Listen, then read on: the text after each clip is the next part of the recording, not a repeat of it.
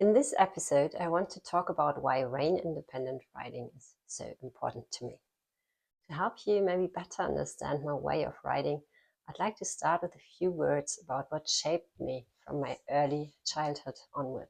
Our very first encounters with horses, our role models, and our experiences undoubtedly influence our mindset. I grew up with horses. They were part of my life from the earliest years. Above all, my grandparents' horses, and to a great extent, my grandmother herself. The loving way people spoke about the horses in our family, as well as the great care and respect shown to them, left no doubt in my mind from the very beginning that horses were something truly special. Being allowed to ride them was an honor and a privilege, and never something to be taken for granted. And whenever I was lucky enough to be one of those allowed to ride off the yard on a horse stepping out keenly with pricked ears, I felt enormous pride, joy, and gratitude. That's still true today, just as I consider pricked ears, relaxed faces, and bright, alert eyes in horses to be normal, and tend to see anything else as a warning sign. Until we were big enough for saddles, we children rode with just a pad and a girth. In other words, we did the same hacks bareback that the adults did with the saddle. It was often uncomfortable. Long stretches of trot gave us serious stitches in our sides, and I personally was always relieved when we finally broke into canter.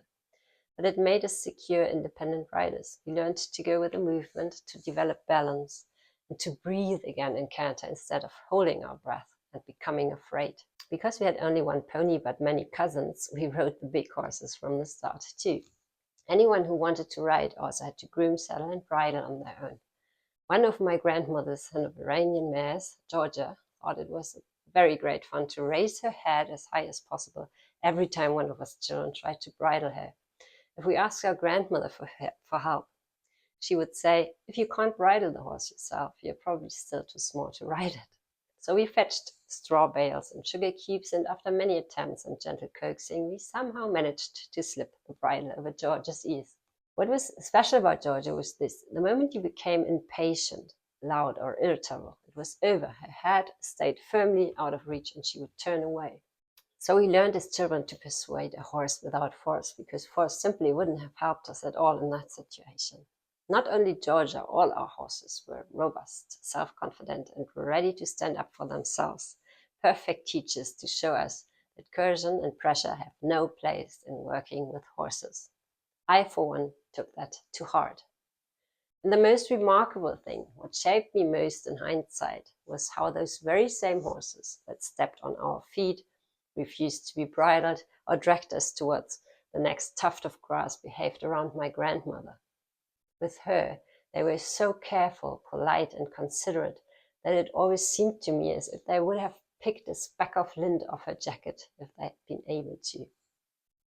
I'll explain why in another episode, but this much can be said. The horses didn't just respect her, they loved her. Because she was upright, disciplined, fair, kind, and clear. That made the horses feel safe with her. And that is exactly what I explained in the first episode and what defines my approach. Everything is based on the horse feeling safe with me. The guiding thought must always be, am I behaving in a way that allows my horse to feel safe with me? We also rode exclusively with a simple snaffle bit. The only aid we riders had was our skill. Every mistake lay with the rider, never with the horse. Unfair behavior meant you had to dismount immediately and you weren't allowed to ride for a while. That made the importance of self-control in riding sink in very deeply. I also learned that a horse's mass and strength say absolutely nothing about how sensitive it is, how easy or difficult to ride. Personally, I've never fallen off any horse as often as I did off our Shetland ponies. In contrast, some of the heaviest and largest horses I got to know were by far the smartest, most careful, and most sensitive. And I confirm the same with Polar Bear, who isn't a midget either.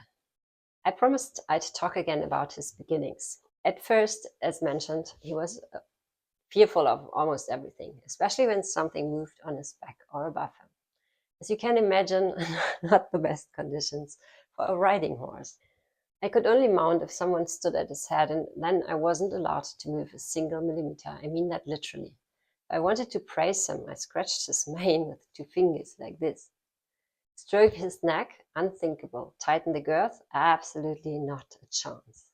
Nor could I take off a jacket, do seat exercises, or even shorten the reins. It didn't matter how small the movement was. He panicked and bolted. If I tried to stop him, he reared straight up, spun, and shot off in the other direction. It was pure blind panic. So in the first weeks, I almost exclusively took him for walks in hand, and if I did sit on him, it was only for a few minutes. This way, and especially through the many impressions during our walks, he eventually gained enough self-confidence and trust that I could mount without someone at his head, and even praise him from above, as you would quite normally and naturally do with a normal horse without apparent trauma. So soon, everything felt fairly normal, and one day I forgot that I'd only been overwriting my horse's bad experiences with good ones for a few months, and simply assumed that everything was fine now. Riding at a walk on a loose rein in the outer arena, I leaned down to tighten the girth. Wrong move, and extremely unwise. I have never seen a horse switch so quickly from relaxed walk to 650 kilos of exploding muscle.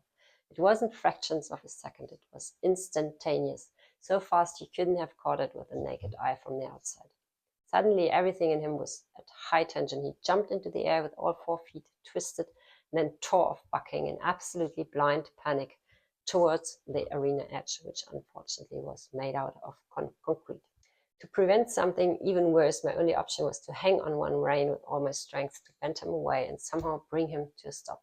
He did eventually come back on the tight circle, but standing still was out of the question. I couldn't have dismounted even if I had wanted to. He was completely beside himself, rearing, leaping, jigging, cantering on the spot. I had no choice but to sit as still as possible, keep the rein as loose as possible, and speak to him calmly. It finally helped, but it took a good 20 minutes of easy trotting on curved lines before he calmed enough for me to dismount and lead him home. The same thing, or similar things, had happened to me with the horse several times before, though only twice in such an extreme form. First time, when on our very first ride, I simply wanted to praise him by stroking his neck, and he bolted in blind panic. And once when the rein got caught in his thick mane and I couldn't free it quickly enough. That was also dangerous because I had no connection to the mouth on that side and was sitting on a panicked runaway 650 kg horse with only one rein. But after that, I always braided his mane before riding for weeks. Smart decisions. I'm telling this for 3 reasons. First, because it underscores how important smart actions are. My just tightening the girth was no smarter than assuming the horse would naturally accept being stroked. You don't think of that, but it's an assumption. I could have spared both of us many negative experiences had I acted more wisely.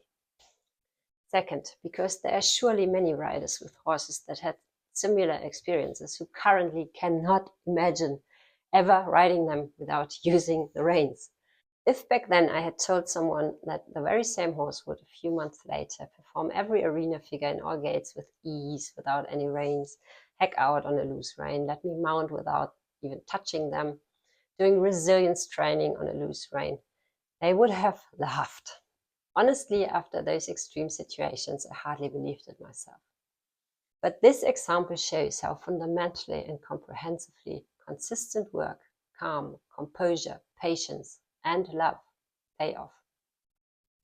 Thirdly, because it shows just how much our horses depend on being able to trust us. We are the ones who turn them into dangerous flight or fight machines, or who show them with calm and patience that they don't need to be afraid. Of course, every horse will be startled now and then and spook, but you find the reaction is far less strong and happens much less often the more trust your horse places in you. That in turn is the foundation for you being able to trust your horse. And this mutual trust, as mentioned, isn't only the basis for a horse that looks easy, making everything appear effortless, it is also the only basis on which true relaxation and therefore riding that doesn't harm the horse is possible. Any kind of negative tension in the horse automatically leads to contraction of muscles that must remain relaxed when ridden. In other words, they must not actively be shortened. To achieve that, we must disturb our horses as little as possible. And that includes, first and foremost, not constantly acting on the horse's mouth and head. My grandmother's most frequent saying, besides "it's never the horse's fault," was, "A rider may only take up the reins once they've learned to ride so well from their seat that they no longer need them." From my experience treating horses of all disciplines around the world, I can only say she was so profoundly right on both counts that you can never take it too hard enough. So here's my approach to rein-independent riding. For everything I do with horses, this applies in advance. Always begin with the least possible aid. A common mistake is teaching riders that horses can be handled with like some sort of instruction manual. Accelerate, push hard with lower legs and nudge. Brake, pull firmly on the reins. Turn, pull the rein in the direction you want to go to. If you approach your horse like that, you risk missing the fact that it might already trot from the merest brush of your calf on its side, and with a minimal applied outside knee and a correspondingly rotated shoulder turn in the desired direction. Such horses are dulled completely unnecessarily, and then the rider reaches for more whips and spurs because the horse is lazy and dull. That is very hard for me to witness. With that said, when introducing rein independence, I let the reins rest on the neck from the very start, and while walking, try to change across the arena, turn onto the center line, or change direction purely through my seat and focus. Practically, this always means, regardless of gait, I focus my gaze on the point I want to ride to and turn my head and shoulders in that direction. Imagine your gaze is an anchor and you're riding along the line to where you've fixed that anchor. At the beginning, you may need to turn not just your shoulders, but almost your whole upper body for the horse to react, but that's completely fine. At the same time, I bring my outside thigh and knee in more firmly until the horse moves the outside shoulder or the inside, depending on direction. But this is especially crucial. We always want to turn the shoulders, not pull the head and neck around. It's particularly important to me that the neck stays as straight as possible. That's what you see in an unspoiled horse. Unfortunately, it's often no longer the case in horses who are ridden with hyperflexion, be it lateral or normal. Such horses curl up out of fear of pain, are completely unstable in the neck, can no longer hold it straight and centered, and thus cannot use it as a balancing pole, which is absolutely necessary for a horse's mental and physical health. The natural movement is overridden and other structures compensate that are not designed for these tasks.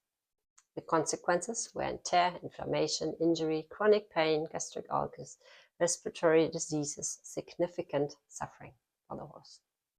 Not acting on the horse's head and neck in this way, and by that I mean never, and keeping the neck and its connection to the chest stable while turning only the shoulders is one of the most important things a rider has to learn.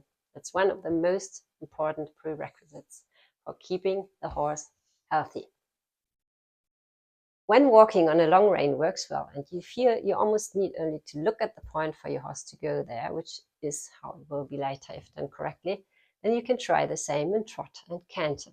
Personally, I find it easier to canter than in trot, but I generally prefer the canter anyways. Without rein aids for me means at least a loose rein. It often dangles or simply lies on the neck with me. But as long as you don't use it, you can of course hold it in your hand as well. For canter work without rein aids, I've gotten into the habit of starting on a center circle. Not entirely sure why. For fun, I'll sometimes reduce it to a large wall and then ride straight again. Then I like to change across the arena without flying change, ride the short side and counter canter, where for me the only priorities are maintaining rhythm and natural movement with a relaxed neck. Then change across the arena again and go forward, then transition to trot and walk. This is an excellent exercise, not only to check whether everything truly works without rein use and only with focus and body control, but also to check whether you're disturbing the horse's balance and movement or not. Turning onto the center line and then leg yielding with a straight neck back to the track serves the same purpose. So my two horses are still very young, so I might do such exercises only every couple of weeks, and then I repeat each one exactly one time each rein. But for older horses, they are great varied ways to work on rein-independent communication. Basically, it doesn't matter which figure or task you begin with. The point is to truly manage without the reins. That's what later leads to the much admired invisible and inaudible communication. What do we need to focus on? Line of sight. If necessary, shift the lower jaw slightly toward the direction of movement for tight turns, walks, etc. Rotate the knees inward and keep the thighs on the horse without gripping. Rotate the shoulders in one piece into the direction of movement without twisting the pelvis. Let your knees and lower legs hang loosely. Decrease the distance between the last rib and the hip bone without rounding the back. Stay neutral. Mind the balance. If the horse falls in over the inside shoulder, put weight into your outside stirrup and bring your inside knee in. Core stability is one of the most important elements in rein-independent riding. A stable core, loose lower legs, a shoulder girdle that can rotate both ways, and mental focus that gives you a strong foundation. Using the example of the center circle, picture it clearly. Rotate your shoulders as a unit. So your outside shoulder comes forward, your inside shoulder moves back. Be sure your pelvis is parallel to the horse's pelvis, in this case, inside seat bone slightly ahead of the outside. And gently nudge the horse's outside shoulder and the junction between neck and chest inward, via outside thigh and knee. If that works without you having to pick up the reins and without your horse speeding up or falling out, you can take the next step and try changing across the arena, ride the short side in a counter canter, change across, praise, transition to trot and walk. Or do any of the exercises from with the horse, not on the horse. They are made for that. This is also the point where you can add transitions: walk, trot, walk, halt, trot, halt, trot, canter, trot, and finally canter, walk, canter, without using the reins.